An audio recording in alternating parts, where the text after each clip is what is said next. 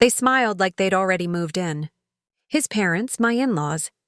Their wrinkled hands clutched the new house key my husband had just handed over. My house key. I stood in the doorway holding a grocery bag that suddenly felt like a weapon. What did you do? I asked quietly. It doesn't matter, he snapped, eyes fixed on his phone. My fingers tightened around the bag's handle. How sweet, I murmured, setting it down. Then I unlocked my own phone and turned the screen toward him, the ultrasound scan glowing in grayscale. His head lifted. The smirk slipped. His face drained, darkened, and that's when he realized he wasn't the only one with secrets. We weren't always like this. I used to believe silence meant comfort, that love didn't need to be loud to be real. When we first met, he had a kind of charm that made everyone else disappear. Confident, grounded, the kind of man who opened doors, remembered your coffee order, and made you feel chosen. He used to say, "You calm me down." I thought that was a good thing. I didn't realize it meant he'd make sure I stayed quiet. Then came the marriage, the promises, the shared mortgage, and then the slow, quiet rot. It started small. The late-night calls he took outside. The passwords that changed for security. The receipts for restaurants I'd never been to.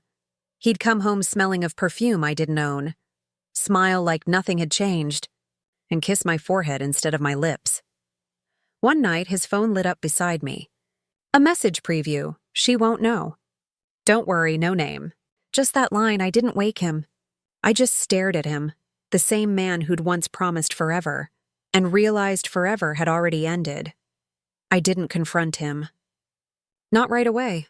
I learned, observed, adapted. Silence became my strategy. He taught me that, after all. I started by collecting screenshots, bank transfers, call logs.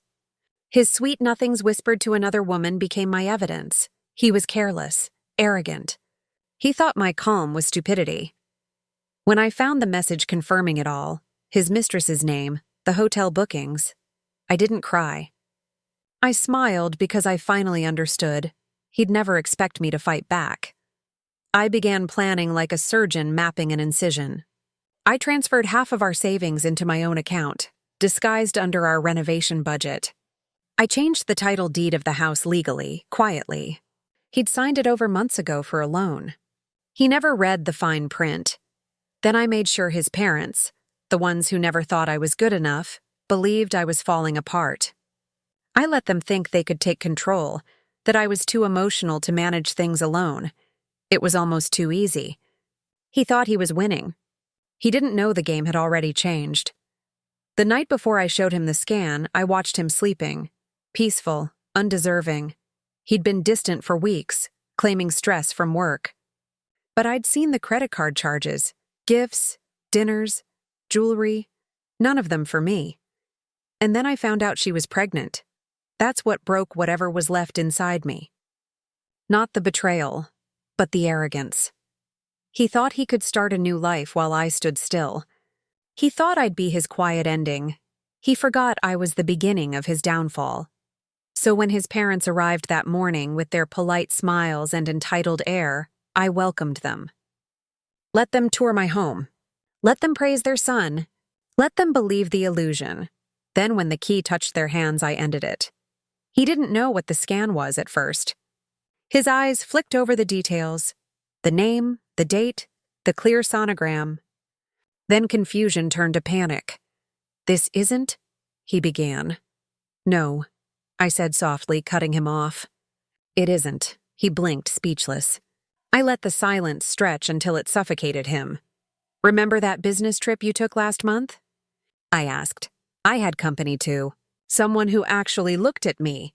The color drained from his face. He opened his mouth, closed it again. My in-laws froze by the door, their smiles curdling. I continued, my voice calm, steady.